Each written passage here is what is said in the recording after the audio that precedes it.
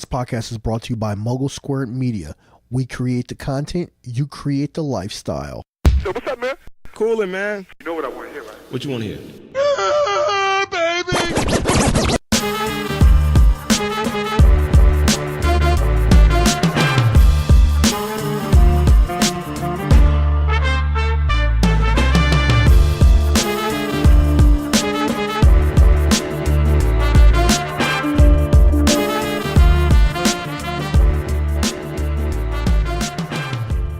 You know what it is.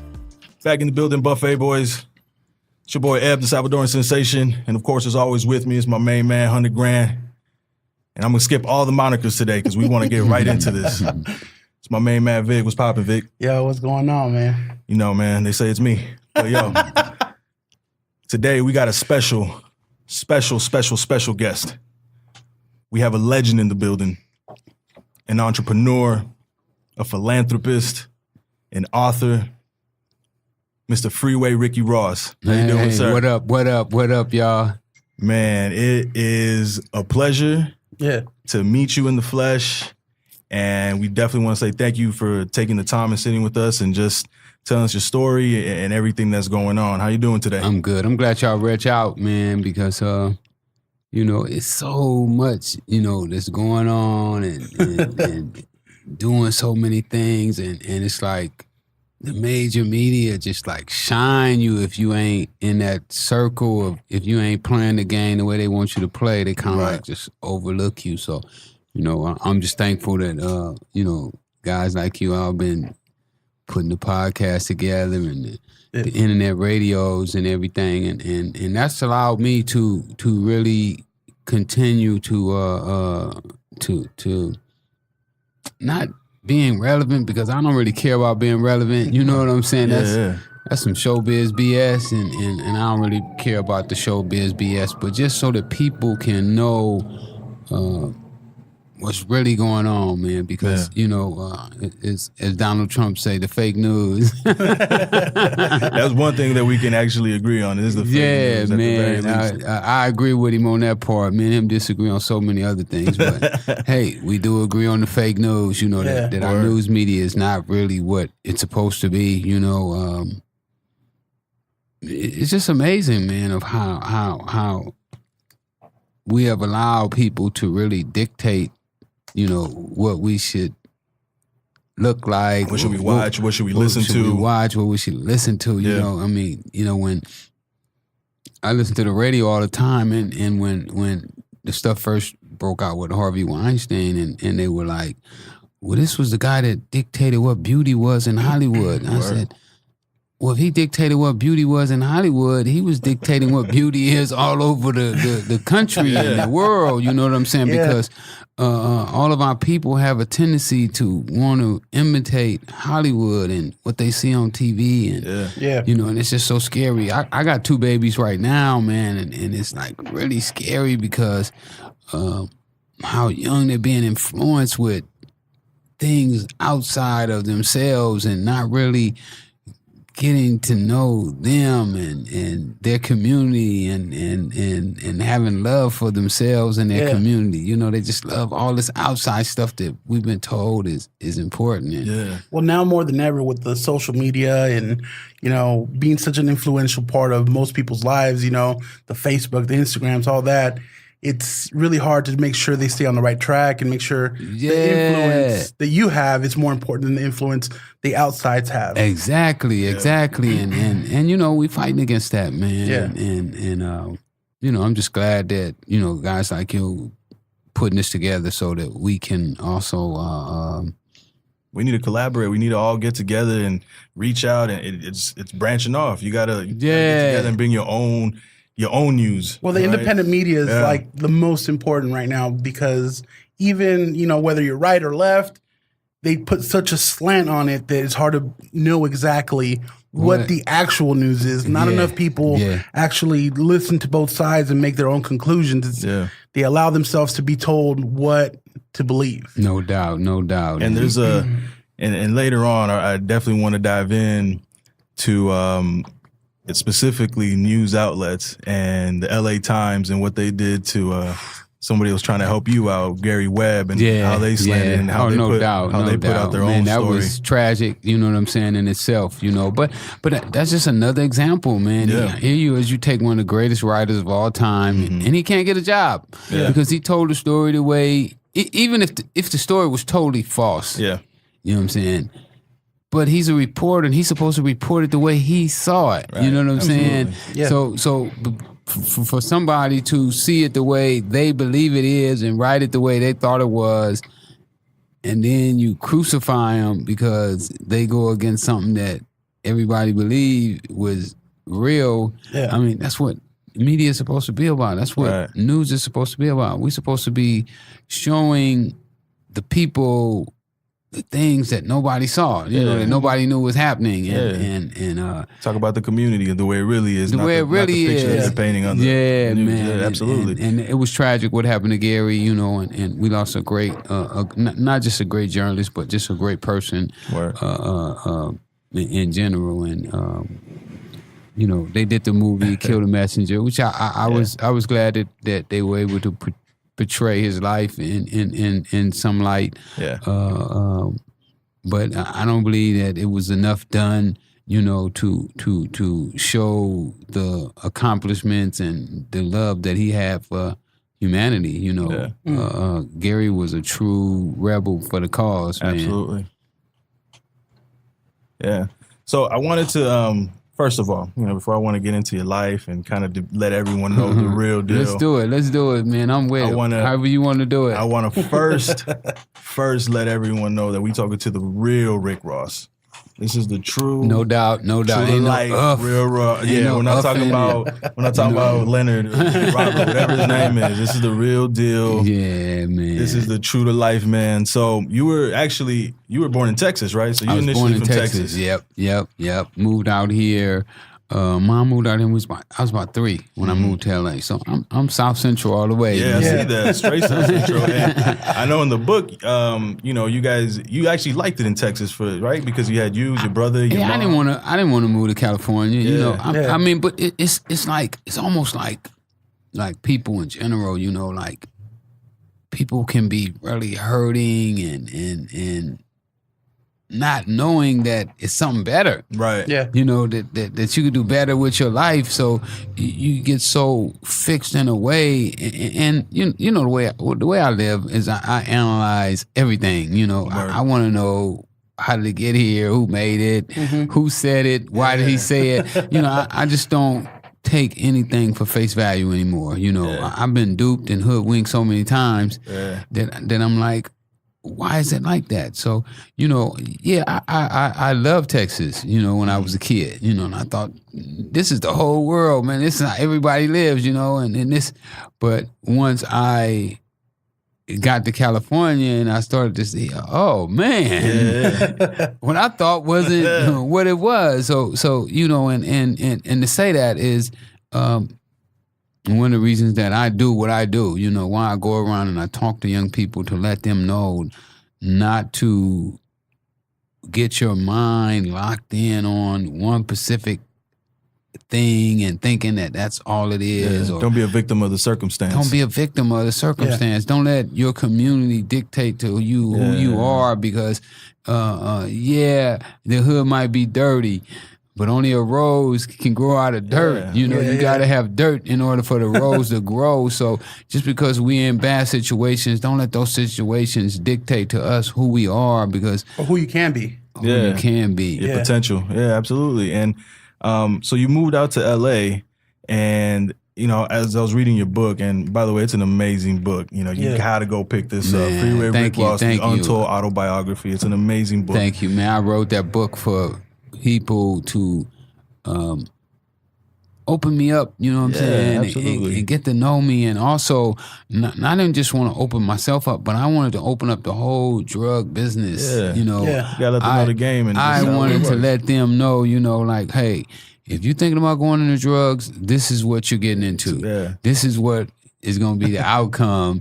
And this is what's in the middle. Yeah, you're going to get cars. You might have this. You might have that. But at the end of the day, this is usually how it turns out. Not too many people get out like Ron O'Neal. He didn't get out, No. It wasn't Superfly. Not everyone ends up getting out the game. So you read the book. well, it's funny. I just watched the new one, which is terrible. Even though the acting in the original was pretty bad, it just doesn't compare. But I love the analogy that you were giving in the book because it's true. You want to. Part of living in this country is it's an American dream. You're trying to make the best of what you have, and you try to make as much money as you can and live free and comfortable. And again, because you ain't free in America if you don't have the dollar. That's true, absolutely. And that's really just the honest to God truth. Man, keep it 100. Yeah. But with money comes respect here. If you don't got money, they won't look at you twice. They won't even talk to you. Yeah. And you said in the interview, and I wholeheartedly agree, if they don't respect you, they'll respect your money. You know what I mean? And it's true. At the end of the day, they're not going to respect you, but they respect your money, but you know where those people stand. Exactly. And at least you are getting some respect. Yeah. When you don't have any money, you don't have nothing going for yourself, they're not going to give you any respect. So, you got to figure out a way how you can be effective in the economy. Word. So you came out to LA, and as I was reading, you're kind of depicting the life that you had with your mom and her brother, and how you said that living in that circumstance, and most people that grow up in the hood, what they see becomes a reality, and it just becomes the norm. So at a very young age, you were no doubt. That's your reality. Yeah. You don't know nothing. You don't know nothing different. But you saw the violence that happened. So to you, it was what it was. And then, you kind of tell the story of when your mom had to defend herself and you essentially, and she ended up shooting your uncle, your brother. So can you tell us how that experience and how that kind of turned out for you? My uncle had, we were living with my uncle and his wife. Mm-hmm. So he had almost become like a father to me, because I never really knew my father. Mm-hmm. And for my mom to shoot my father right in front of me, and I'm sitting there listening to him gasp for air as she ushers me out of the room where the incident happened. And then to have her taken to jail was like, and I'm in California, now I'm out here with strange people because my brother didn't come out. He stayed in Texas. So it was like, could have been traumatizing, I don't really know, because, I couldn't read or write till I was 28 years old in prison. Yeah. And I was trying to figure out, wow, why couldn't you read or write? You know what I'm saying? Why did you start to feel that you were stupid and dumb and all this other stuff? And when I started to analyze my life, I was like, when you're 3 or 4, you should be learning your ABCs and getting ready to learn how to read. But here you are worrying about if your mama gonna come back home. You know what I'm saying? Absolutely. I don't care about no reading and writing. I don't want to know no ABCs. I don't want to know what they doing in school. I don't want to. When is my mom coming back? Yeah. You know what I'm saying? When are we gonna be back together? So when I sit down and I was writing this book, and that's why writing is so therapeutic, man, because you have to go back over your life and relive these incidents and just visualize what took place. And when I did that, it was taught me so many lessons, about me and about people and how we go through our own trials and tribulations. Yeah, absolutely. We actually, and I'm not sure if you know him, his name is Alex Alonso. He has a streetgangs.com. That's my man. All right, so we started with Alex probably about a month ago. We did an interview with him. Yeah. He interviewed me as soon as I got out. Oh, really? Okay. Yeah. You know, that was 09, right? 09? Yeah, 09. We did a dope interview too. Yeah, he's a great guy, and one of the conversations that we had with him was how in the hood, black and brown, getting mental help, it's a stigma. So you don't think about it. So you saying that, it took this long before you were able to come back and, you wrote and it was therapeutic. It just resonates, man. And it shows that there's so many kids right now at this very moment going through what you went through what we went through, and there's just no help. There's no way for them to manifest and understand, like, okay, you know what, this is how you manifest all that anger and things that are going in your life. But then you're trying to figure out where did it come from. Yeah, exactly. Well, You're like, Well, I mean, just living through some of those things.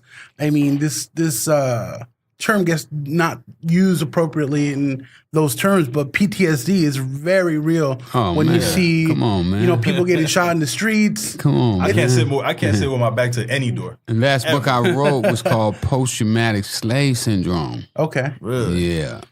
And I found I was suffering from that shit. I believe it, man. I believe it. Yeah, man. And so many of us are. And you know, and what you were just saying with the black and the brown, dislike for each other. I used to sit there and I was like, where did it start?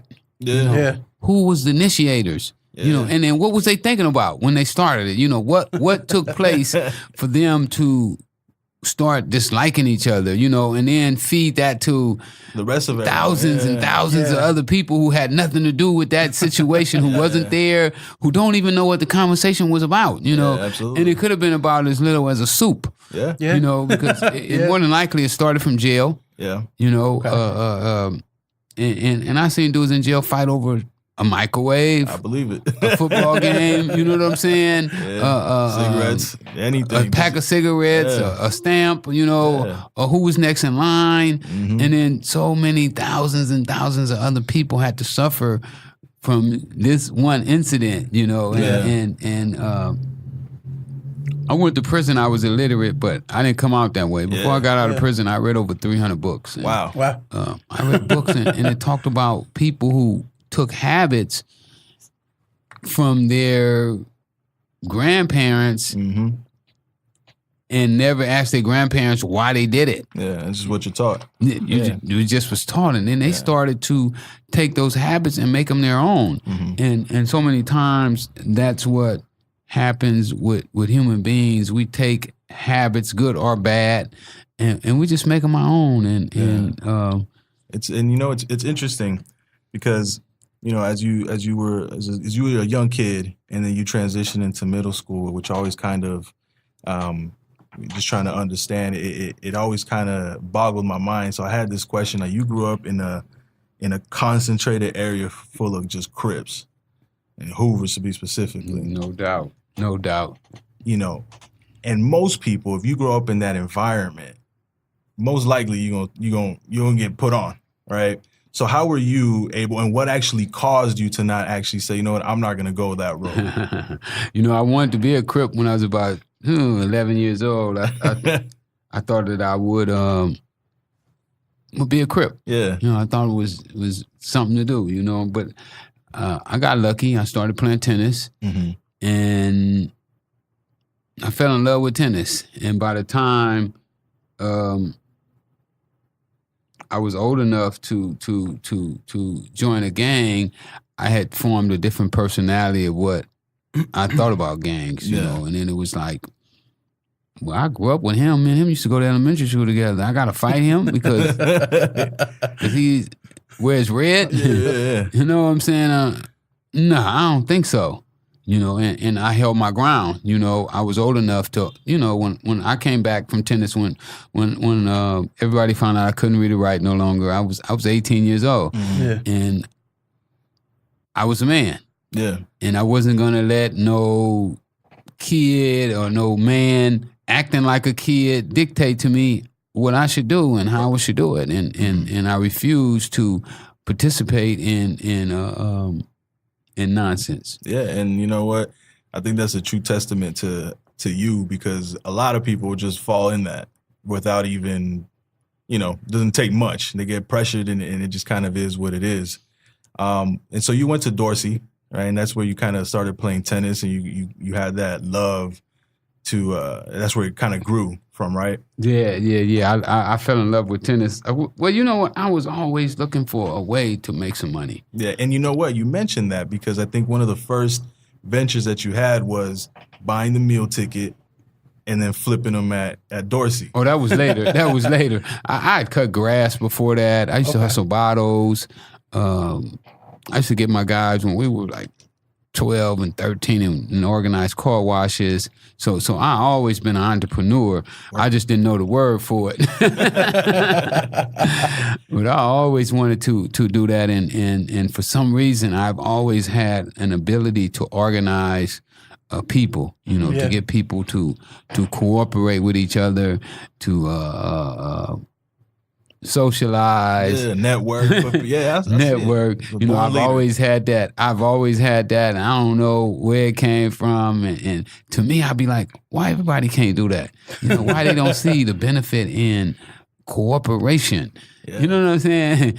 Cooperation. It's just it's one of those things that either you got it or you don't. Mm-hmm. I don't know. I think you got it. I think anybody can have it. I think anybody can do it. But the first thing you got to do is that you got to know that it's worth something. Right. Yeah. If it's something that you don't feel it's worth anything, worth your time, then why would you even entertain the idea of cooperating? It's like, for what? I ain't gonna get nothing out of it.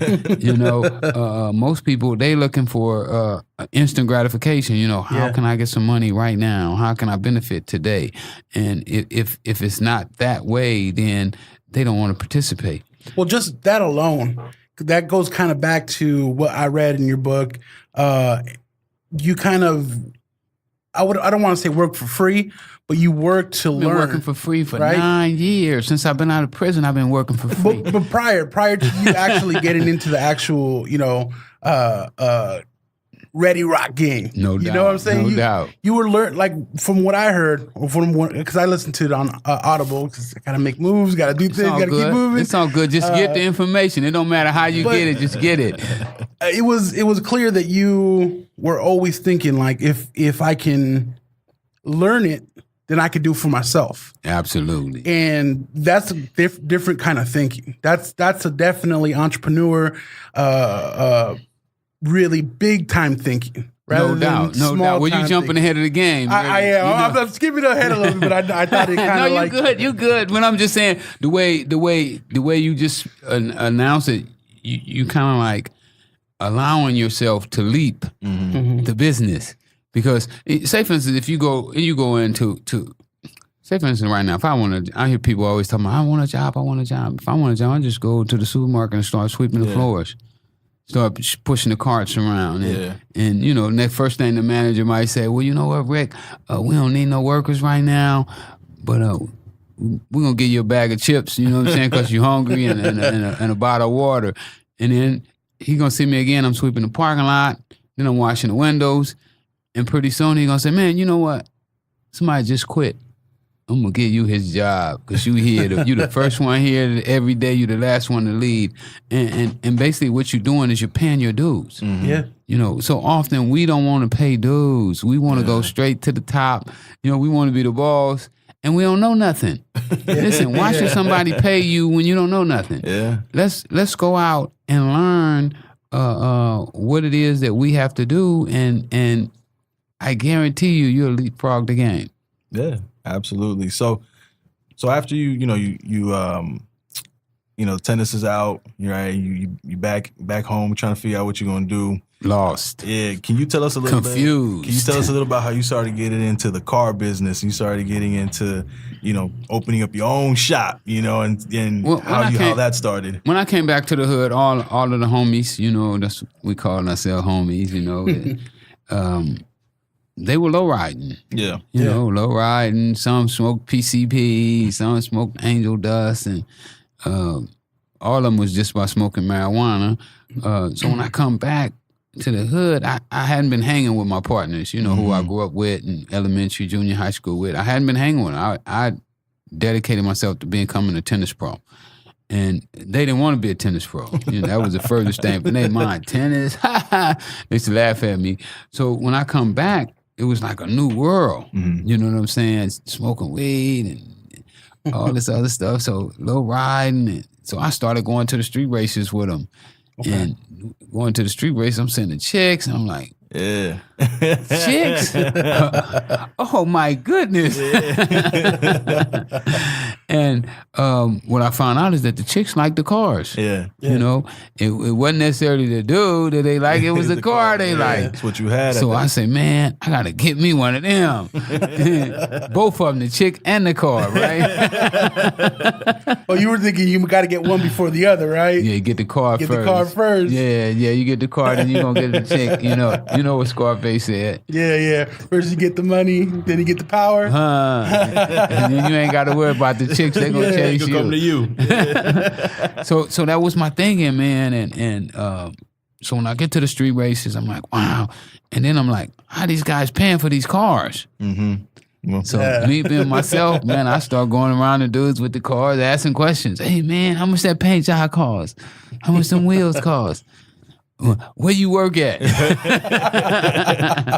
And this is late 70s, right? Early 80s. Yeah, like 79. So what were they throwing at you? I mean, for a paint job now, I mean, especially for low riding, because I know there's a lot of money. I mean, just, now it costs a lot of money. Back to have then, a you car. could get a Duro Coombs paint job for like $350, $400. Michael McLaurin, those are two of the best painters in LA at that time. They were painting a lot of Duro Coombs used to paint all the professionals.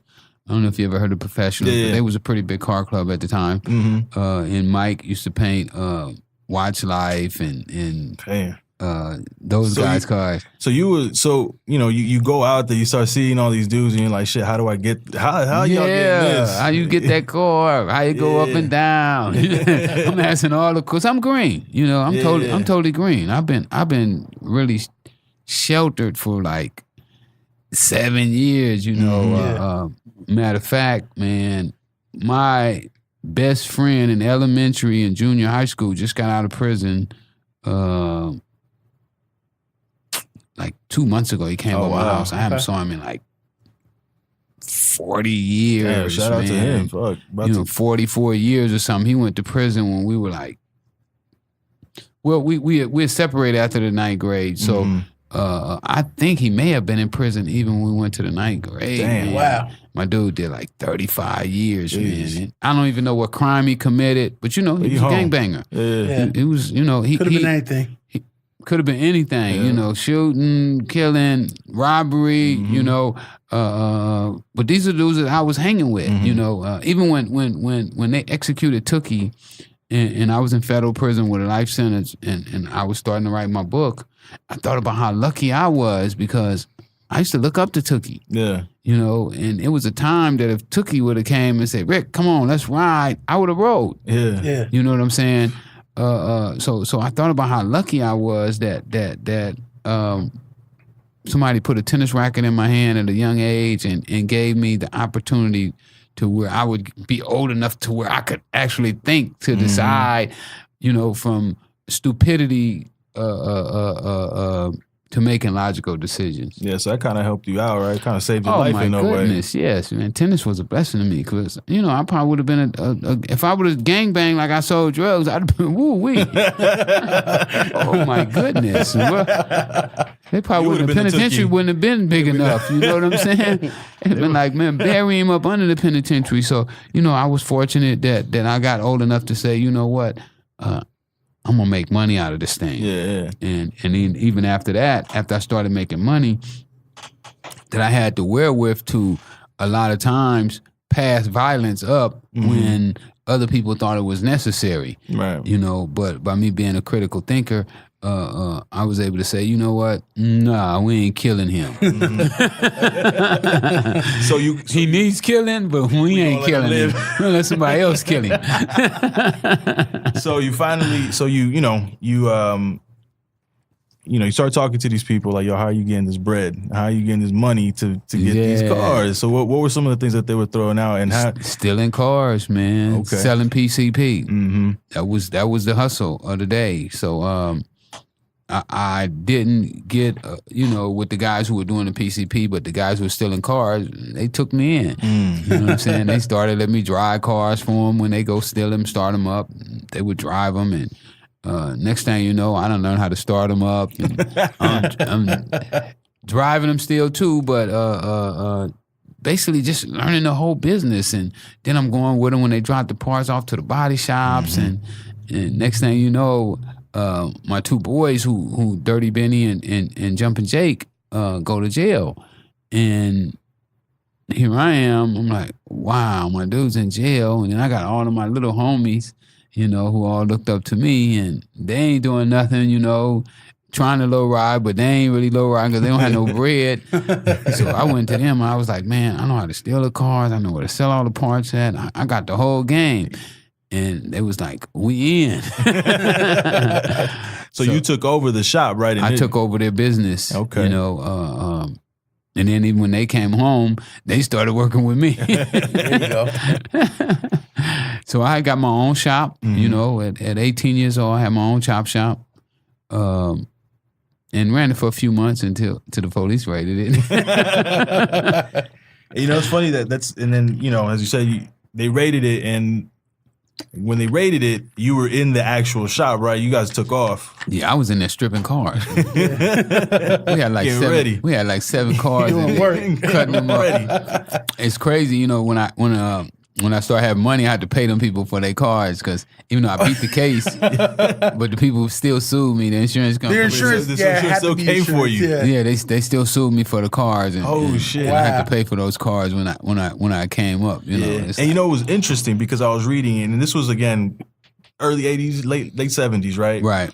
And you know, one of the topics that me and Vic always have is how bad the judicial system is in LA. Yeah. And you got a public defender initially, right? When Yep. you went. Yep. And so I was tripping out that the public defender was able to get you off of that because you were in, they knew all the cars were in there, but because of the illegal search and seizure, Yeah, it was they weren't able it was to- technical then though. You know, back Yeah. then they were pretty much going along with the Constitution.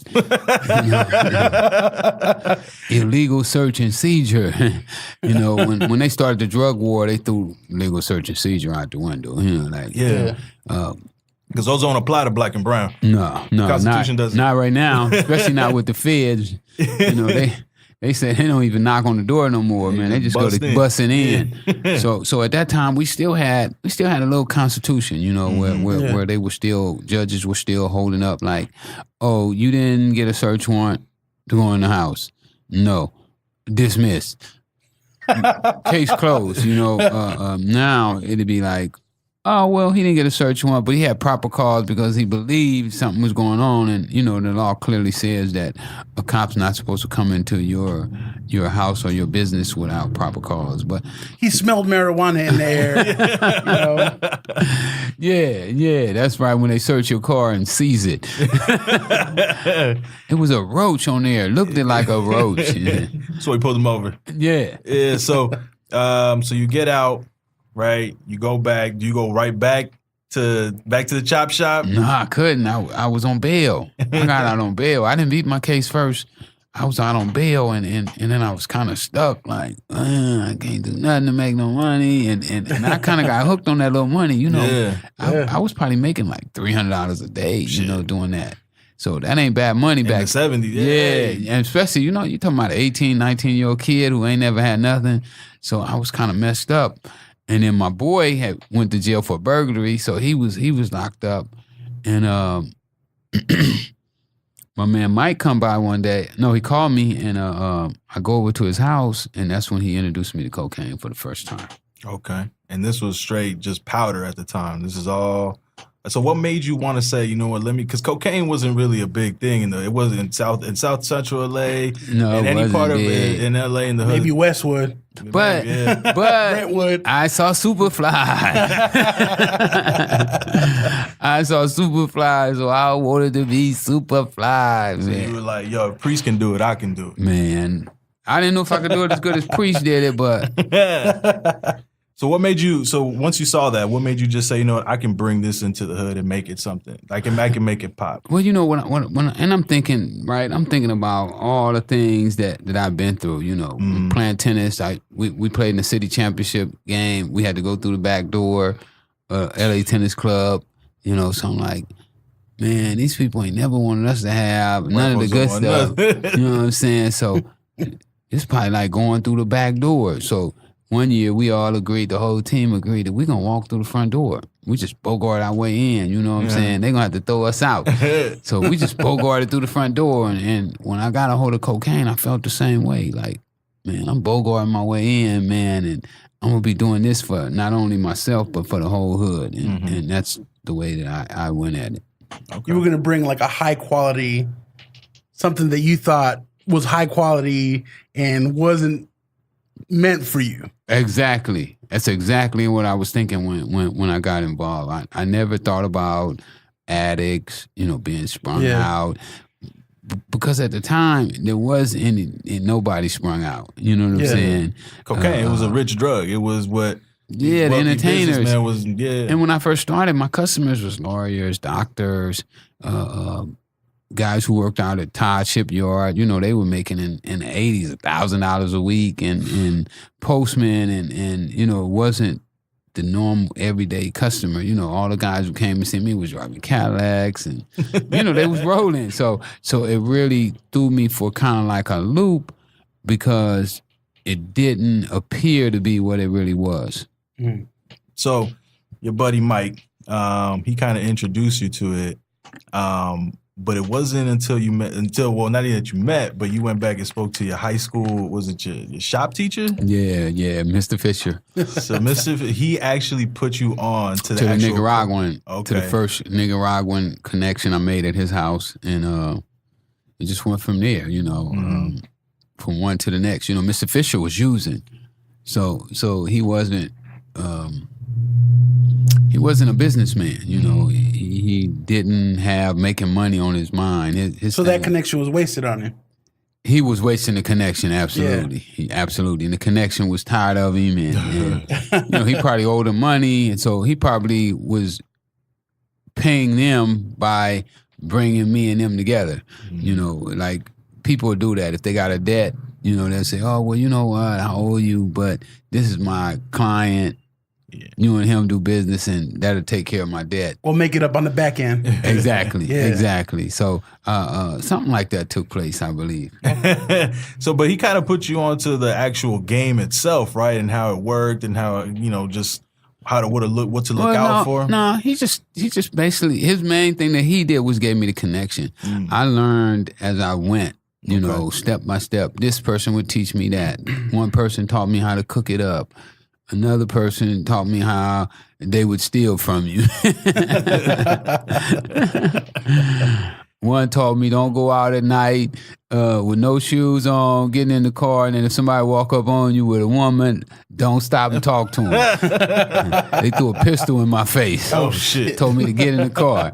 So you learn as you go. Like I said, there wasn't any book to that I could pick up. No pamphlet to it. Or nobody took me by the hand and walked me through it. It was kind of like a trial and error situation, where as I went, I learned and I built as I went. Mm-hmm. Mm-hmm.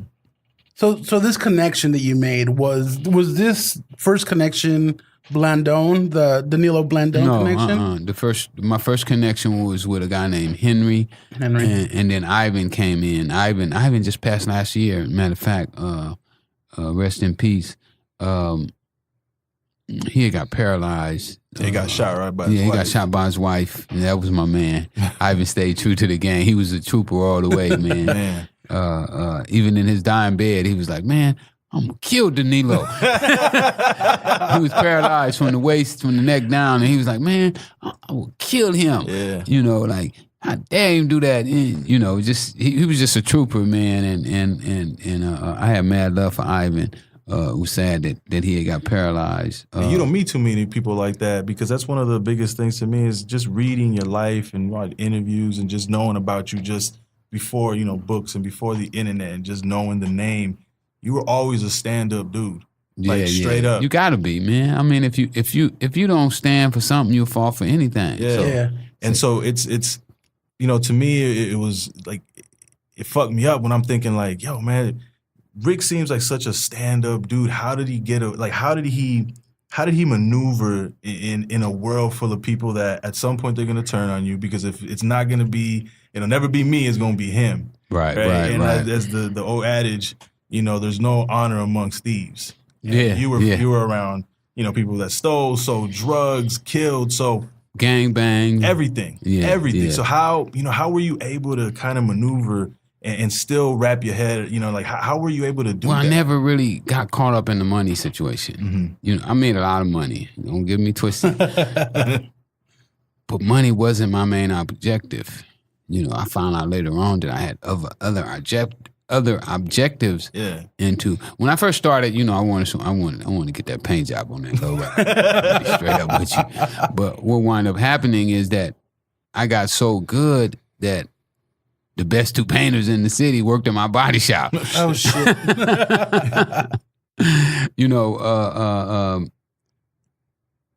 But I wasn't just doing it just for the money. It became like a passion of being great, of being successful. That became my motivation, and not just, I'm gonna make me some money. I'm gonna have some money. And what I found out is I use that same passion in everything that I do now. It's almost like an obsession, right? You want to be the best at everything that you want to be. Yes, that's what I'm trying to say. Yeah. When I started learning, when I started reading and writing, then I went at it the same way. I wanted to read. I wanted to be a great reader. I wanted to be a philosopher. I wanted to be able to go in the courtroom and dictate the law the way that I felt it should be dictated. Yeah. And you can't do that when you're doing it for money. Right. If you're doing it for money, it's like once you get some money, you're done. You got to really have this drive, this obsession with whatever it is that you're trying to accomplish. And you did a lot of that. Just looking at the tennis, I read a story how you got into racing at some point. You just want to be the best. You want to be the fastest motherfucker out there. You know what I mean? And cars, low riding. Yep. That's why I mess with the best. When I had my motorcycle, I messed with Vance and Hines. The best people that I could find in the motorcycle business. And that's pretty much the way I do my life right now. I'm constantly looking for the best people to surround myself with, the best people to be around, the best people to mold myself after, because, I found out that, we always tell people, oh, don't be like nobody. Well, I changed my theory on that. Be like somebody you want to be like. Yeah. Model yourself after somebody. Model after somebody that you want to model yourself after. Don't let people mold you into being what they want you to be. Yeah. So I use those skills right now, man, and they're just helpful. Yeah. And you know what? You even use those skills to grow this empire initially, because you started going out to all the kind of top level dealers in the area. You try to kind of just bring them all in together under one, right? Yeah, I got lucky and figured that out. But see, that's the thing, and that's kind of what Vic was talking about earlier, which is you already have this like innate ability to be a leader, and you have this business acumen without even having the proper training. Like for you to just say, let me get all these motherfuckers that just up here and let me all bring them in together and put them under one. But that was an accident, right?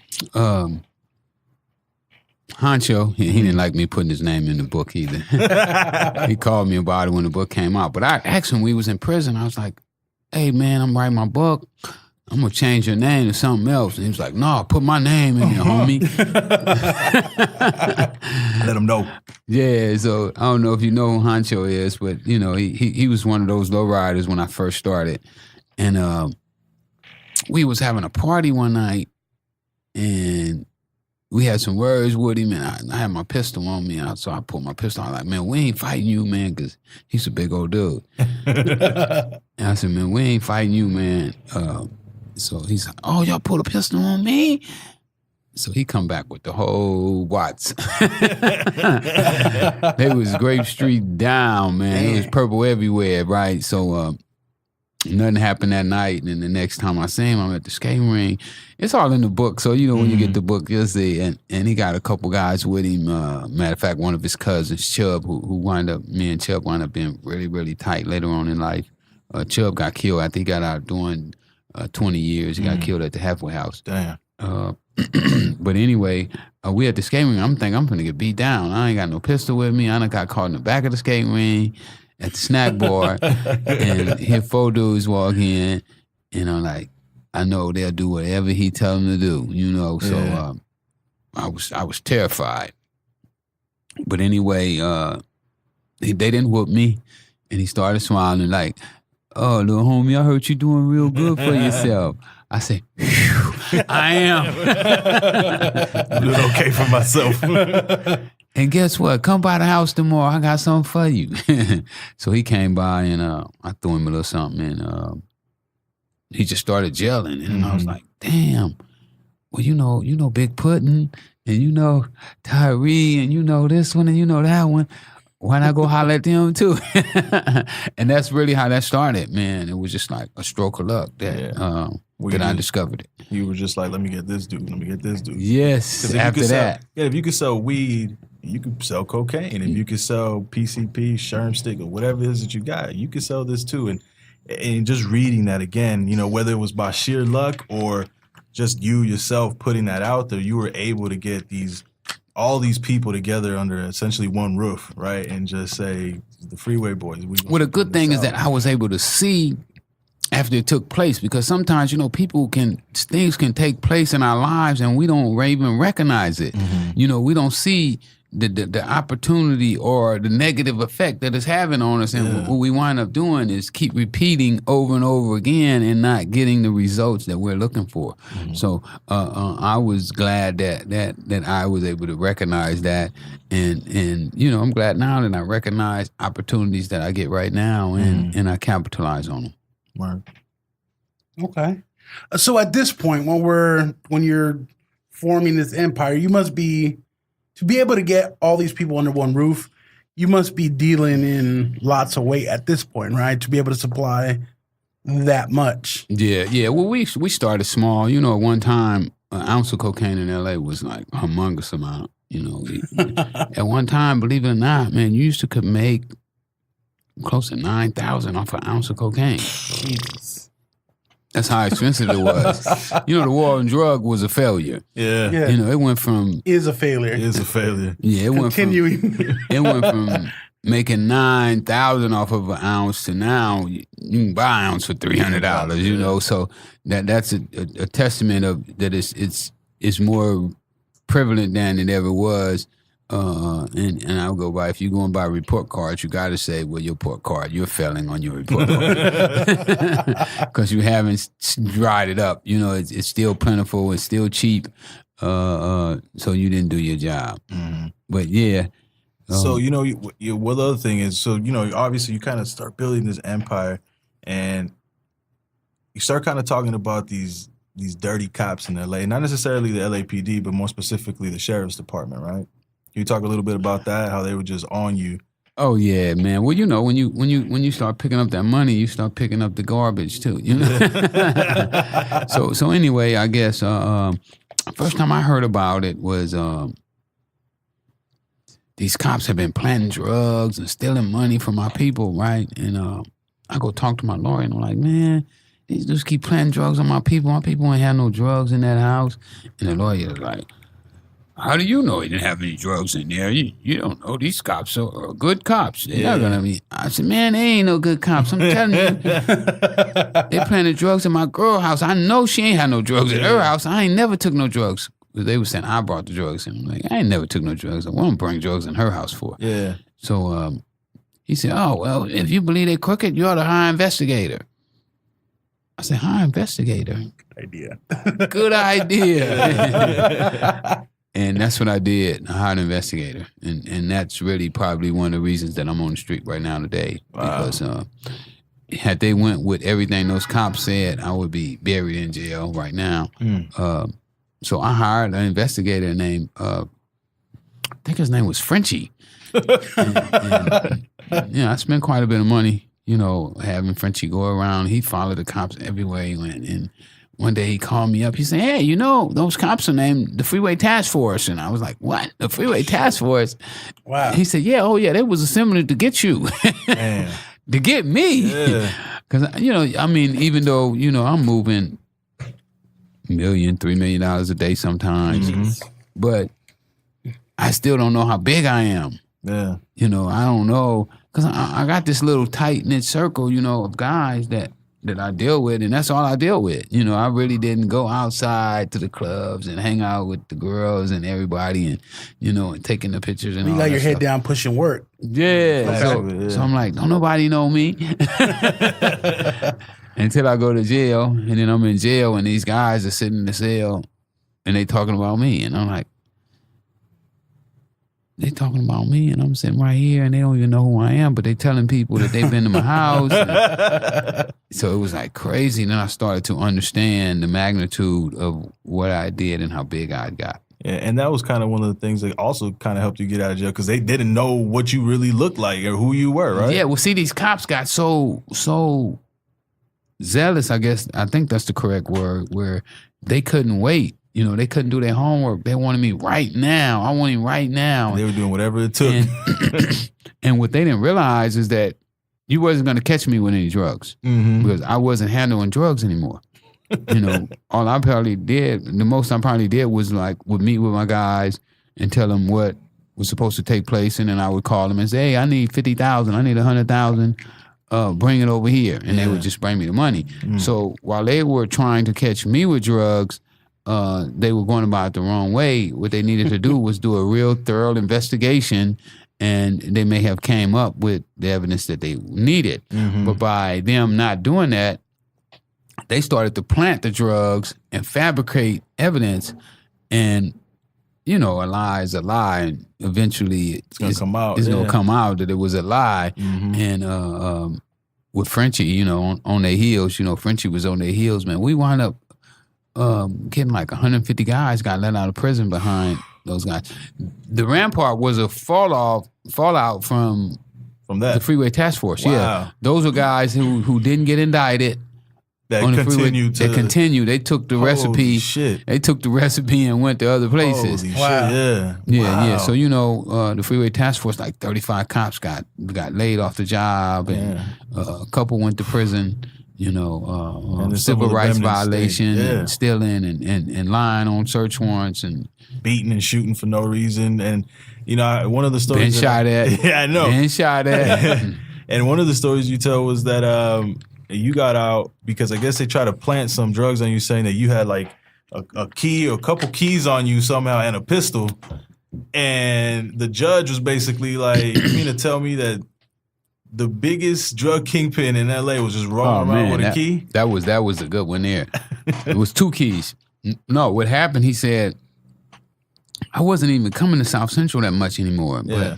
But one night I was coming through, and all the homies was at my tire shop, and they was gambling. You know, I could see the crowd, and they all shooting dice and kicking it and drinking and partying, and you know, I hadn't seen them in a minute, so because I was kind of laying low because the cops had been like putting a lot of pressure on me. Yeah. So I said, man, I ain't seen the homies. I'm gonna go holler at them. So I go in, and when I get ready to leave, the whole crap game like break up. And so everybody walks me to the car, like 20, 30 people.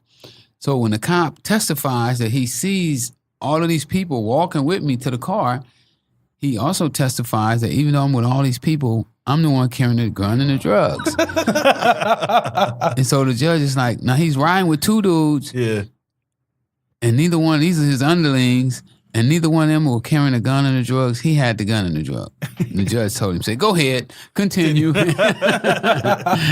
I want to hear more. But anyway, that was the same judge that wound up throwing the case out. But he didn't throw it out behind that. He threw it out behind a tape that they had secretly made while I was in prison. So that tape was a smoking gun. The tape about where they were basically talking about your lawyer. Yep. And the judge was on the take, and that my lawyer thought he was gonna get my bail lowered, and just all kind of just nonsense, and you know how powerful they was, and the judge didn't like it. You know, it's crazy that, you know, we talk about all the time, right? Just the things that other people don't see of what the LAPD does, what the sheriff's department doing. Just about any police in the surrounding cities, Pasadena, LA. You know, and no one believes it. And this was happening back then. And for you to kind of, again, get off on these technicalities based on how bad they were, it was like, yeah, well, they are, exactly. Some of them still bad, man. Some of them, yeah, just as bad. I was just listening light. to the news the other day, and they got a group in Compton that has tattoos. All of them had the same tattoos on. You know, it's like a clique, I think is what they call them, a clique, whatever that means. But like anybody else, they're only human. Yeah. You know, will a human being lie to get ahead? Yes. Sure. Yeah. Will they cheat to get ahead? Yes. Yeah. So you know, when we look at cops, we got to look at them as human beings. You know, will a guy who's done all kind of stuff take a job as a cop? Absolutely. Probably so, if he can get away with it. You know, so when we look at it, we have to look at it in that light that they're only humans, and there's nobody that hasn't sinned. Right. Sure. So when do you actually meet Danilo Blandon? So you met Henry, you got that connect, but it wasn't really until you met Danilo that you started getting better prices. So how did you actually end up We was meeting doing him? pretty good with Henry and Ivan, though. Yeah. Don't get it twisted. Henry and Ivan could carry their own. When Ivan got paralyzed is when we wound up meeting Danilo, because Henry was scared, and he was a drunk too. Mm-hmm. Now Iverson was a businessman, and he held it together. But once he got paralyzed, Henry sold me to Danilo. Wow. And he sold Danilo to me. So he charged both of y'all to He charged both of us. He meet charged up. me $60,000, and he charged him God $60,000 for us to be brought together. So you know, once I got with Danilo, I mean, you know, things really started rocking and rolling. He got us in a position that we probably would have got in with Ivan had Ivan not got paralyzed. Okay. Because the connect was still the same, right? It was still Same coming from connect, them? Okay. yeah, the same. Well, Ivan was getting it from Danilo too. Okay. But Ivan would have taken care of his business a little better than what Henry was. So it was during that time that we hooked up. So at your zenith, like when you was making this amount of money, what was the most money that you were taking in daily? Oh, we were doing our last 2 years. We were doing at least $1 million a day, and then on the first, second, third, first maybe 3. You know, the second maybe 2.5, and the next day maybe 2.5, $1.5 million, something like that. There, the 15th. 3 again. You know, it really was centered around a payday. You know, and it was something about. The day the welfare checks came out, everybody in the city was pumping. You know, they were living for that. So we had days that we would do $3 million. Jesus Christ! But every day would be $1 million. At least. Well, we'll come through.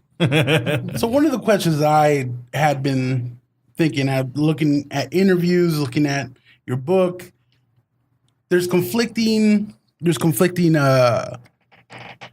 estimates of your net worth at your peak. What is your estimated net worth at your peak? I don't know. You know, I didn't really keep books like that. You know, if I did $1 million, my profit would be anywhere from like $200,000 to $300,000. Okay.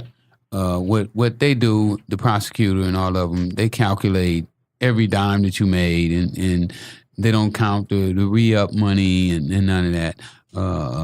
But I was doing well for myself, you know. I think when I went That's to jail, an understatement. they were saying that I had about $10 to $12 million worth of property. Okay. So I wasn't doing bad, you know. I wasn't Donald Trump rich, but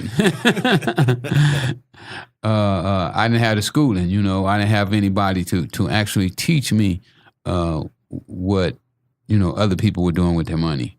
Okay. So they so you know, obviously after all that, you eventually did go to jail the first time. Yes. Right? And this was in 89. 89 I went first time. And that was in Cincinnati or in Ohio? Cincinnati, yeah. So what was Cincinnati, Texas. Can you explain a little bit how you actually ended up going to jail that time? And this is kind of towards... I went to Cincinnati when I beat the case with the sheriffs. Mm-hmm. I was in jail. I didn't get a bail. So once I got out of prison, I was like, man, I got hookups in other places.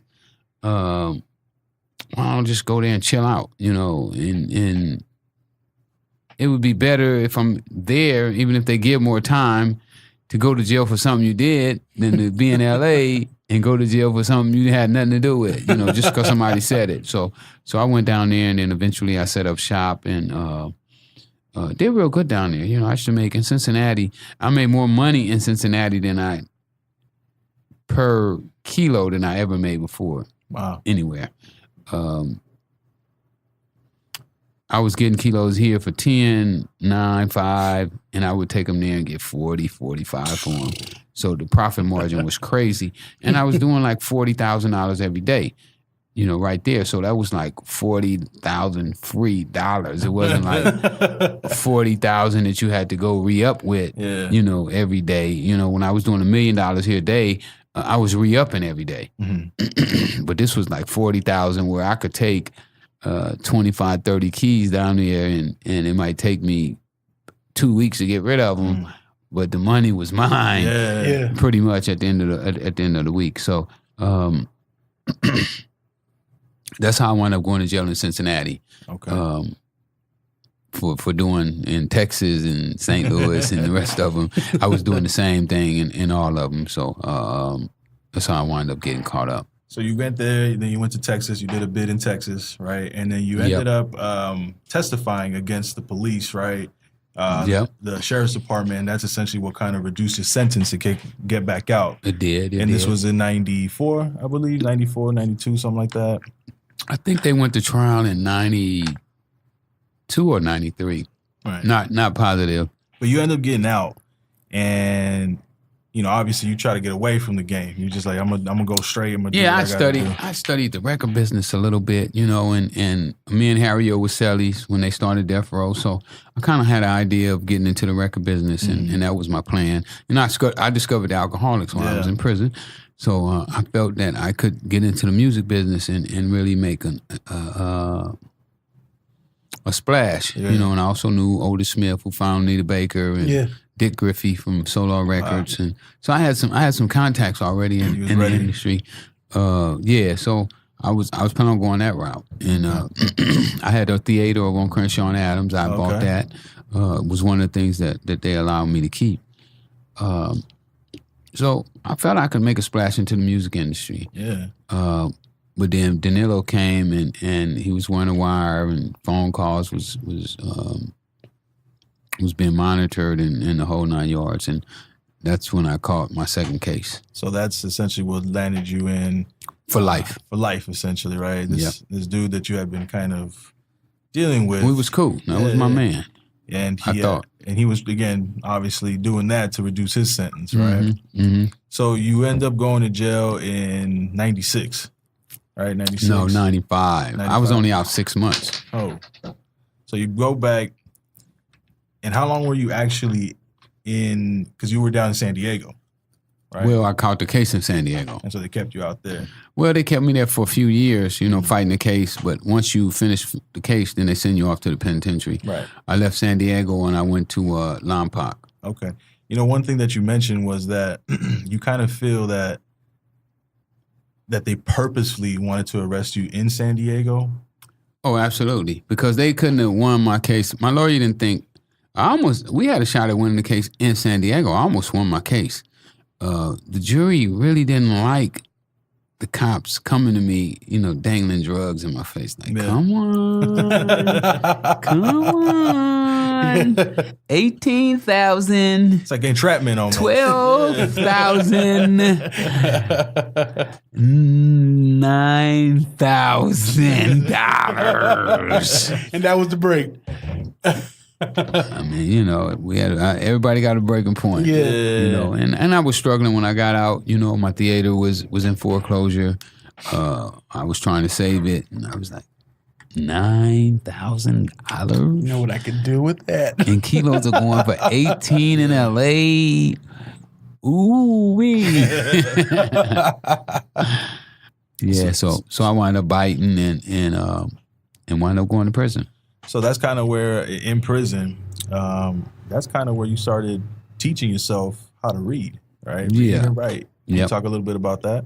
Well, I started off with my cue cards, and I went from cue cards to reading the newspaper, and from reading the newspaper to reading law books, and after I won my case, I went from there to saying, guys used to say stuff like, well, if you could take the streets and these books and mix them, you unstoppable. And now I know what they mean. Yeah, so what I did is I just started studying, man. I read over 300 books before I left prison. My favorite 3 was Richest Man in Babylon, Think and Grow Rich, and As a Man Think. Yeah. And I believe that those books put me on a playing field that is unbelievable. So yeah, man, it's just a true testament to you, because there was times where they put you in the box for just having conversations about business. And you was in there for like 2 months at a time, and you said you ain't got nothing but time, so you just gonna read and read. And again, just the fact that you were able to kind of help yourself to get out of prison. No doubt. I mean, we have to take whatever situation that we have and try to make the best of it, and that's what I wanted to do. I wanted to use prison the best that I could, and I learned from Tookie. Tookie wrote his books, his anti-gang books while he was in prison. I was like, wow, Tookie wrote anti-gang books. What if he wasn't in there for murder? They probably would let him out. Yeah. Because they fought hard not to let Schwarzenegger and them kill him. Yeah. But if he'd have been just a little less crime that he was charged with, he probably would have been able to walk out of prison. But by his crimes that he was charged with was so horrendous, it was hard for them to allow him to escape. But I felt like my crimes ain't that hindrance. I don't have any victims. Yeah.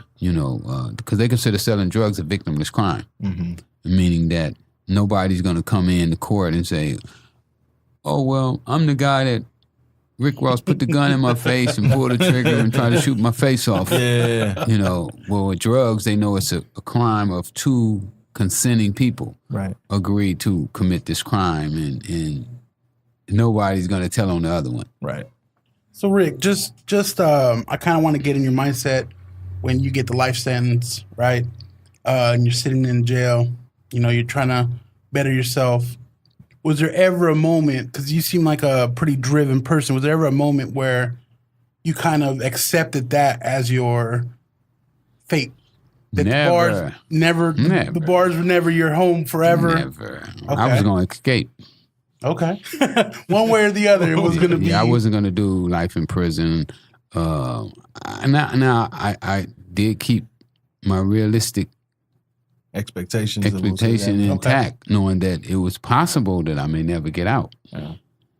But I was going to be doing everything I could to get out. And you did, essentially, right? You came up. Yeah, I found the issues that got me out. Can you explain a little bit about what exactly you found that kind of helped you get out? Well, the law said that they charged me with 3 strikes, and the law says that in order to be a 3-striker, you have to commit a crime, go to prison, get out, then commit another crime, get out, then go out and commit another crime, and then they can give you 3 strikes, career criminal. Well, in my case, that didn't happen. They arrested me the first time, and they just took me from state to state to state, and ran all the times concurrent.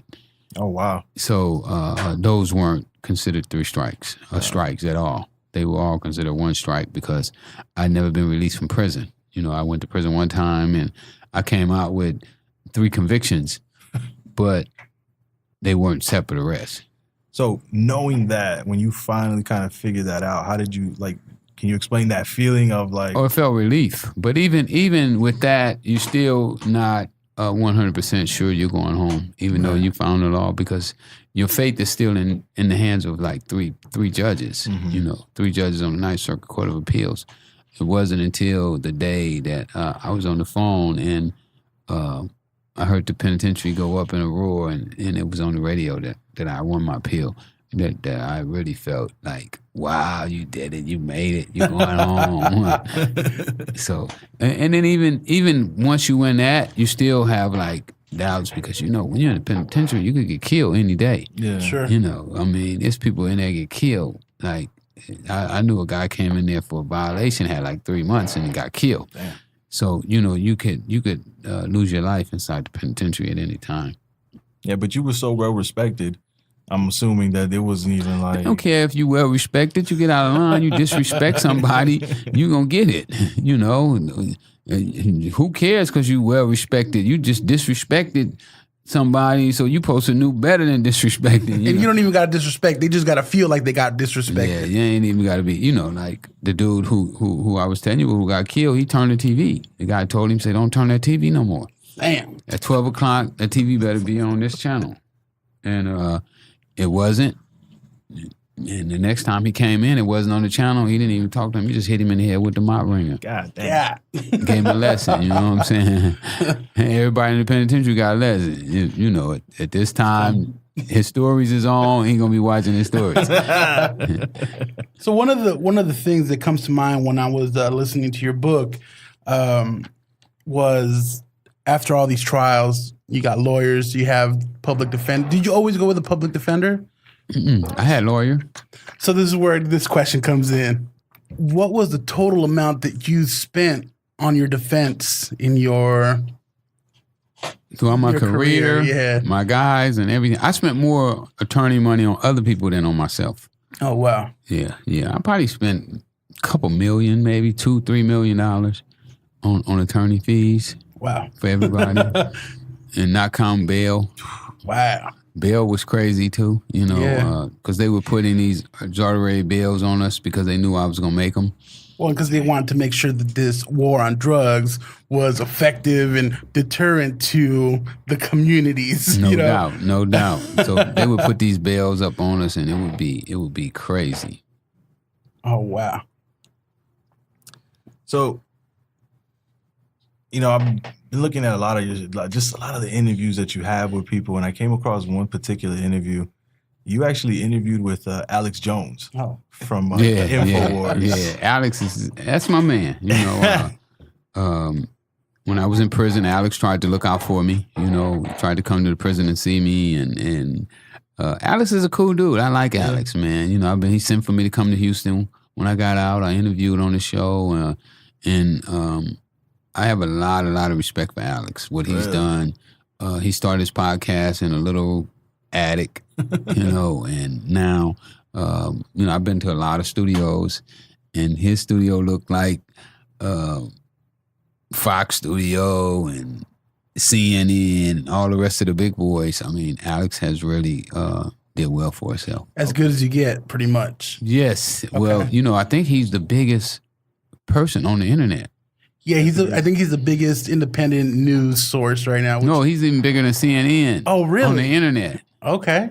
Yeah, on the internet, he's like the biggest on the internet. I don't think nobody's bigger. You know, I think Alex Jones himself is kind of like a interesting, complex guy because he has some like stuff that he comes out with that's very relevant.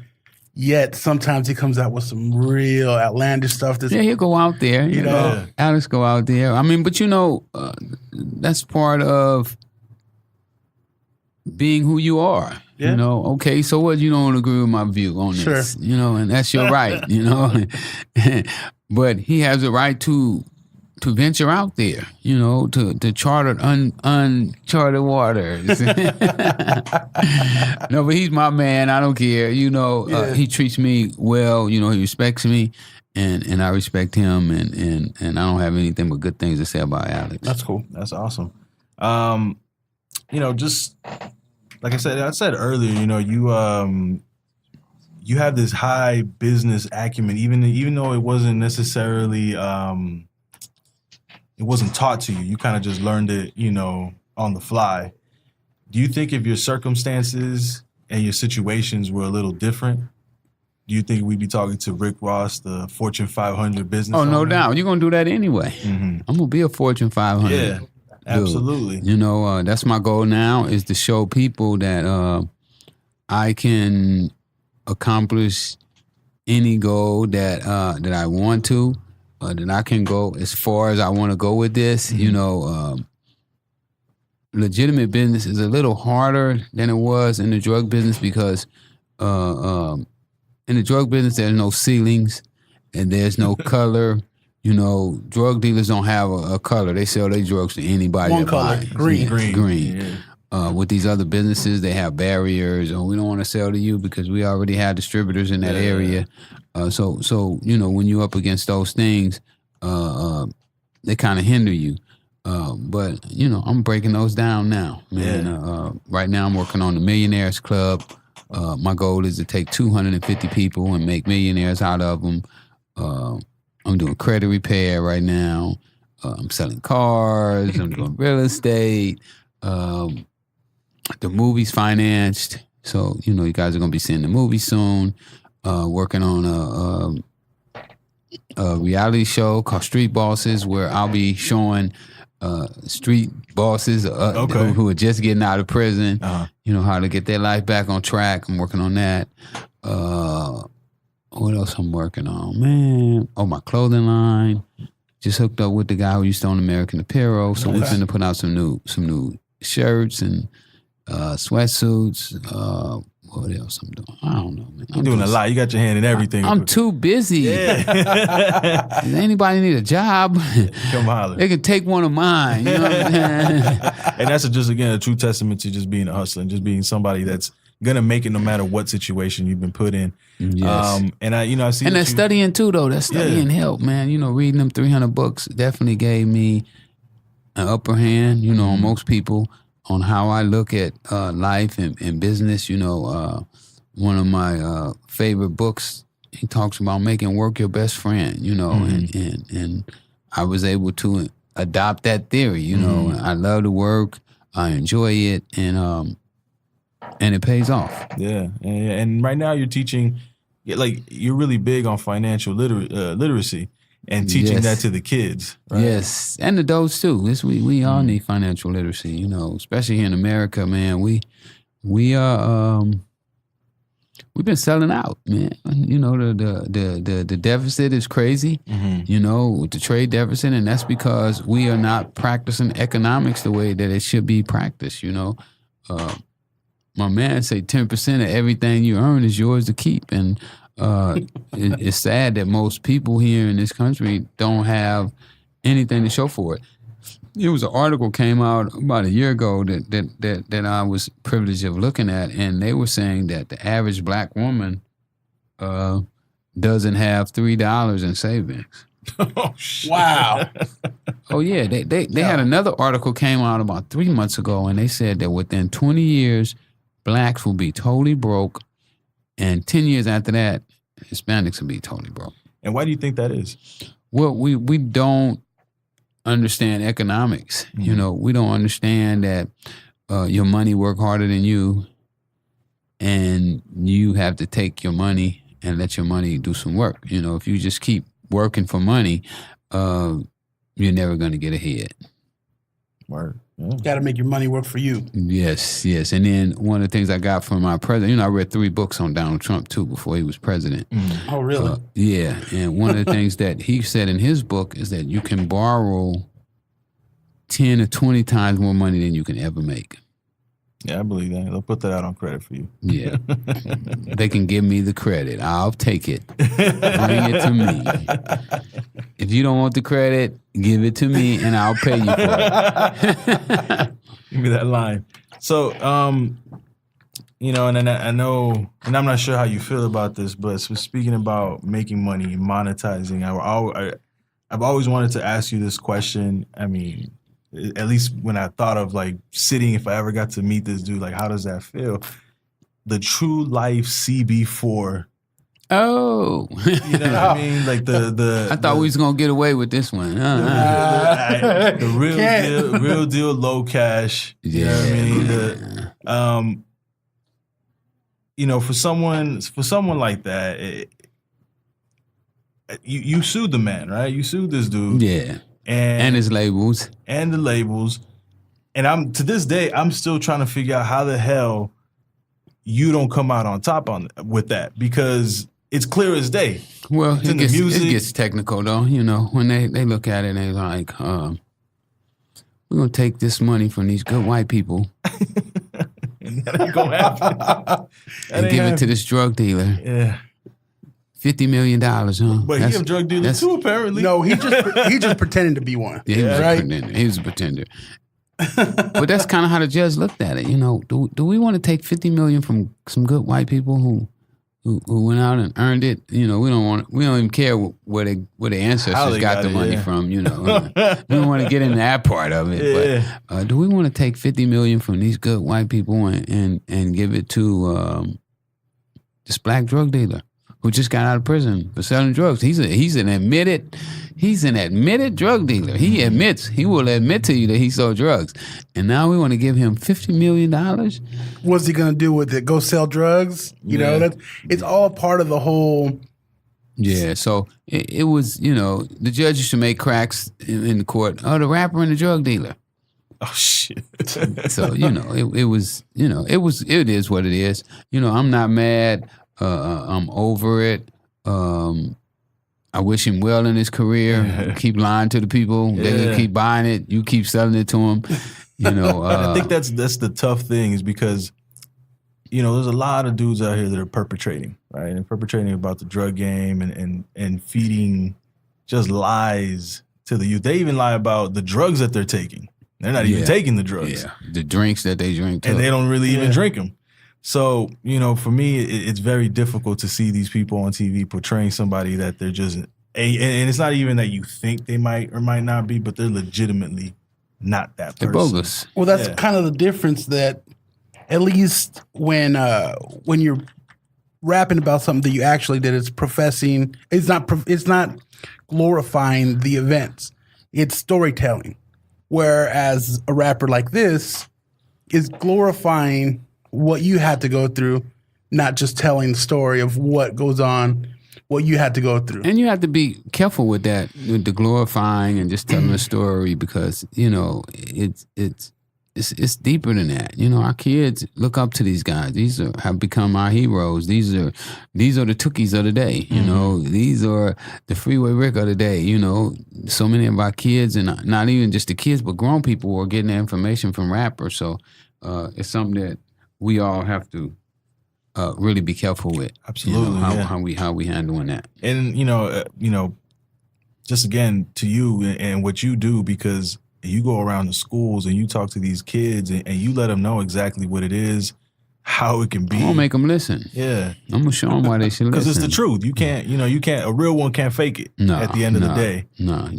And it'll catch up with you. Yeah, and so the fact that you're out here and you're letting them know and still professing financial literacy, because I feel that is one of the most important things that isn't even taught in schools. They teach them economics, but now for themselves they just teach them how the country works, right? But not necessarily how the teachers don't know it. Yeah, I teach the teachers. I done taught the teachers. And look, man, this is how you got to think. You thinking wrong. Your thinking is twisted. You here to get a paycheck. That's all you want. You think little baby bad, huh, don't you? You think he ain't no good, huh? Yeah, that's because your teaching ain't no good. They just teaching the system, right? They're just following along with whatever gets just put getting out their money, man. They want that check. Book. They're not even teaching the system. They just want that check every Friday. So, me, I'm teaching out of love and with a passion of helping the people improve their positions. Okay. So, Rick, as I'm researching you, learning more about you, you seem kind of like your ideas kind of conflict a little bit. Like, you do seem like a positive person as far as we all conflict. We all ain't none of us the same. We all got two personalities. But I always thought it was so that made you such an interesting person. Yeah. Because the people that are more boring don't have much conflict with themselves, right? But I always thought it was interesting that you felt that your responsibility and your contribution to the problem that happened in that era of the crack era, right? It hurt you, but yet you can kind of look back and be like, man, I built something interesting. I built something big. Well, I had a meeting with Minister Farrakhan, and what he told me, he said something like this: a scientist has to experiment in order to come up with a cure. Right. True. So I could look at my experiment in the drug business as a way to come up with a cure for all these other kids who's going to get into the drug business. Absolutely. That's why I wrote the book. And again, you know, the circumstances in the 70s and the 80s and being black in South Central, I mean, the opportunities weren't vast. It's not like you just had like all these opportunities and all these schools to choose from. So, you know, you did the best with what you had, you know, and unfortunately, yeah, it caused some not so great things to happen. Havoc. Yeah, exactly. But like you said, we ain't gonna sugarcoat it. No, for sure. But like you said, what it ends up doing is it evolves now to I'm teaching these kids. No doubt. You know, I read Iceberg Slim's book, Pimp. And he himself says, you know, I'm not writing this book to glorify it. I'm writing this book to teach you what is going to happen if you decide to get in this game. Exactly. And that's kind of why I wrote mine as well, you know, so people could get a glimpse of what, because when I started writing, I didn't know anybody else that had sold drugs had wrote a book, you know, about the drug business. And so I put it together. Yeah, So- and it's an amazing book. So the real question Oh, is, y'all that hasn't wrote it can go to my website, Freeway Rick Ross, and get the book. Also, I'm gonna be having a sale too on my books and my T-shirts. I'm gonna be doing, I don't know, you buy a book, get a free T-shirt or something like that, or maybe get a T-shirt for $5. I'm gonna do something special for them. You know, people been looking out for me, so I'm gonna look out for the you people. got to use that Instagram. That Instagram is a money maker. You got to put that all. I try to use it, but it'd be so much of it. Nah, Rick, you talking about money. That's where the money's at. Yes, and Instagram, all that. You got to get it because that's what these kids are looking at. You put your name out there, you already got a huge following. Instagram is going to make you that see money. me. They finna see me. They finna see me. You gonna see. You gonna feel me. So when's the movie coming? And who's playing Rick? That's what I want to know. Man, if I told you who they talking to right now, they will kill me. We thought we were gonna get the scoop. We thought we were going to get They don't, that even inside. they don't even want me to talk about the director, man. They Damn. Can we get a couple? Not even who, but maybe who they already had. Not necessarily who I can tell you who they not gonna get. Okay. John Singleton. Oh, We not gonna get John Singleton. well, I heard when he was trying to shoot the Tupac movie, he was trying to put some some things that weren't going to make Pac look in the best of light. So Yeah. Well, you know, man, we got our issues, me and John. You know, I'm not real happy with Snowfall. You know, they did Snowfall and they named the guy Franklin. I'm like, Franklin Freeway. I mean, so yeah, huh? Yeah. What? Who? But I did meet Franklin. And I was at Whole Foods one day. He walked up and he was like, "Ah, man, you're Freeway Rick." The actor. You met the actor. Yeah. And then he was so cool though. He's like, "Man, you gotta come over to Europe. I got you everything you need. And John needs to have you on the set. Why aren't you on the set?" I said, "Good question." Ask him. Great question. But what else you got, man? What else you got, Rick? What else can we look forward to? What? Oh man, I want to get the shirts. They can look for a full-blown clothing line that's coming soon. You know, like I said, I'm working with my man Dove over at, used to be at American Apparel. Right now he got LA Apparel, so we putting some stuff together. My quality finna step up. My game finna get tight. You know what I'm saying? I'm doing that. But the thing I'm most excited about is the Freeway Millionaire Club, where I'm going to take 250 people and turn them into millionaires. Okay. And anybody out there that's interested, you can go to freewaymillionairesclub.com, and all the information is there. What I'm doing is I'm getting ready to set up a distribution chain of people from all around the country, and then we're just going to be like putting stuff together and just helping each other distribute their clothes. I'm also working in the recreational marijuana industry right now. I'm trying to get my license. I'm helping with the social equity, where they're going to be allowing blacks and brown to get licenses. Okay. We're waiting on the application period right now. So I'm working with a company called Indica. This would be to open a shop, right? Open up shops. Because from what I've learned and what I've looked into, there's not one single dispensary owned by a black or brown person in the city of LA. Well, Ain't that a shame? I think it's 2 blacks that got dispensaries. Really? Yeah. Yeah. Yeah. I just read it. That would just happen recently. Though. Okay. Yeah, since they redid the thing, they let a couple. Now I don't know any Hispanics, but I'm sure that's probably 1 or 2. Okay. I think that's amazing, man. The fact that we have so many people right now at this moment that are locked up for weed. For weed. And they just turned it around. And but now the cool thing they did is they made it about money. If you ain't got money, you can't get a. But the ones that have the money are, I find it kind of odd. There's a lot of people that probably used to sell back in the day when people were black and brown getting locked up, right? Never went to jail and are now capitalizing on the fact that it's legal. Yes, and then when they first did it, if you had a conviction, you couldn't get a license. Mm-hmm. So the only way you got away is if you didn't get convicted. But now with the new social equity thing, is they're going to be allowing us with licenses, we go to the front. With convictions, you can get to go to the front of the line. Oh, nice. Yeah, so anybody that's interested in that, they want to get more details, they can hit me up. I'll put them up on that as well. Okay. And they can hit you up on the email, Instagram, Twitter, Facebook. They can go to FreewayMillionaireClub.com, or they can go to my website, Freeway Rick Ross, where I'm selling the books and the T-shirts at as well. Okay. All right, Ross, I got one more question for you. It's undeniable that you have an impact on the history of Los Angeles, the United States, the world, right? Right or wrong, or whatever you think, or whatever side you land on. How do you want to be remembered in that history? Well, I guess the main thing that I want people to say about me when I'm gone is that he loved people. Yeah. That's all. That's it. Wow. Yeah. I like people. I like to be around them. I like to talk to them. I just like people. I'm not one of those people who don't want to be around nobody, who just want to be by themselves.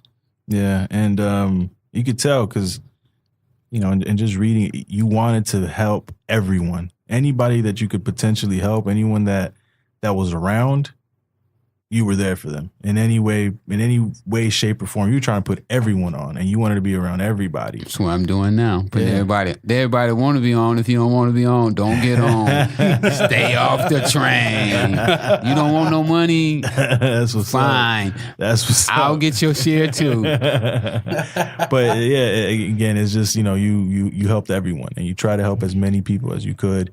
Anybody that needed help, I think, if you had, I think one thing that I read, it was that, if you had some pocket change, by pocket change, oh, man. Had a couple hundred. I got stories. My new book is coming out too. Okay. When I was in jail, I thought I was getting a bail. I go to court, I got on these brand new McEnroe tennis shoes I had on. They cost like $150 in the 80s, right? And so I'm in jail and I'm walking, and then dude was like, "Rick, you going to court today, man? Let me have them shoes." And I get that dude my shoes. He gave me some big old floppy flops, had holes in them, and they were stinking. And I was like, "Oh man!" I came back to the judge and give me bail. I had to wear them shoes for a month. I was like, "Man, don't ever do that again." But I love sharing with people, man. Also I'm trying to work with the city of LA with the homeless problem. Yeah. I would like to start doing that. But, Can you speak a little bit on that, man? Because Skid Row, downtown LA, it is. Well, we got a travesty. We got a homeless problem that's out of this world here in LA. So I've been talking to the city about helping them build housing that would facilitate the homeless. I got a couple friends who's billionaires, and we was at they had me. Matter of fact, we was at a Laker game. We up in the box in Jerry Bucks's old box, and and they were talking about how much money they was getting and that they was having tax problems, and I was like, well, why don't you build something for the homeless people? And they was like, oh, man, good idea. Let's do it. You go talk to the city and line it up. So I go talk to the city, and, we've been talking, though. We've been talking to the mayor's office, and so there's some red tape. But, hopefully at the end of the day, we'll be able to get something done. We'll see. Damn, that's awesome. Lastly, I know, how many books do you actually have out that you yourself have put out? Man, 38. God damn. Maybe 40,000 books. Well, how many have you actually written yourself? Because you have the autobiography, you have the Black Scarface. Yeah. Yeah, me and Jim wrote Black Scarface while we were in prison. I want to make sure you plug anything and everything that you have right now, these books. Yeah. Because a lot of the people that we have, we have some listeners from the Midwest, from the East Coast. We're actually on a network from the Midwest. And a lot of them, they're not really up on, they know who you are. They don't really know the true story and the impact that you've had out here. So I know for a fact that we're going to have some people that are going to listen to you and be like, oh shit, let me go tap into that and figure that out. So books. Only two books right now. This one, Black Scarface with me and Jimmy the Saint from Philadelphia. We wrote that when we were in prison. This is my autobiography. I'll be releasing my new book in January called Riding with Rick. It's going to be about my first 6 months out of prison. Okay. What I went through, because a lot of people think that I had it easy and when your name is Rick Ross, everybody just open doors for you. They're going to find out that's not true. Yeah. Because I did go through some hardship when I got out. But that'll be released then. I'm also working on a new documentary. Like I said, I'm working on another show called Street Bosses. As a matter of fact, my lawyer been blowing me up while we sitting here. We gotta get to that money. So we're gonna be shooting a movie soon. Okay. Like I said, we already got our director. They got an idea who they want to play my role. I'm working with Kim Harding and Reginald Hutland, who running the show. And I feel like we're gonna put it together. Absolutely. So, I think the movie is gonna be. I think it's gonna blow up. We're gonna break all the box office records. You need to get, what's his name? F. Gary Gray. Is that who you got? Just win. You got. We need to know.